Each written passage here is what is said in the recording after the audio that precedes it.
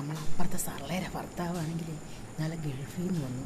അപ്പം ഞാൻ ഈ എത്തി നോക്കുന്ന സ്വഭാവമായി എനിക്ക് പണ്ടേ ഇല്ലാത്തത് കൊണ്ട് ഞാനിങ്ങനെ ജനലിൽ കൂടെ നോക്കിയപ്പോഴത്തേക്ക് അവിടെ പുതിയൊരാൾ നിൽക്കുന്നു. അങ്ങനെ ഞാൻ ഈ ഓന്ത് ചെറുക്കാൻ്റെ അടുത്ത് ഞാൻ ചോദിച്ചു, അത് ആരുടെ അവിടെ നിൽക്കുന്നതെന്ന്. ഇപ്പോൾ അത് നമ്മുടെ കാട്ടാക്കടയിലെ കുറിഞ്ചുമാമ നിൽക്കുന്നത്. പറഞ്ഞു കാട്ടാക്കടയിലെ കുറിഞ്ചുമാമനോ? ആ, അത് അച്ഛൻ വന്നപ്പോഴത്തേക്ക് വന്നതാണെന്ന് പറഞ്ഞു. അപ്പം നമ്മൾ വെറുതെ എന്തിനാ അവിടെ സംസാരം ഉണ്ടാവും, നമ്മൾ എത്തി നോക്കേണ്ട കാര്യമില്ല. ഞാനങ്ങനെ എത്തിയെന്ന് നോക്കത്തില്ല, ഞാൻ ഇങ്ങനെ ജനലിൽ കൂടെ ഇങ്ങനെ നോക്കിയതാണ്.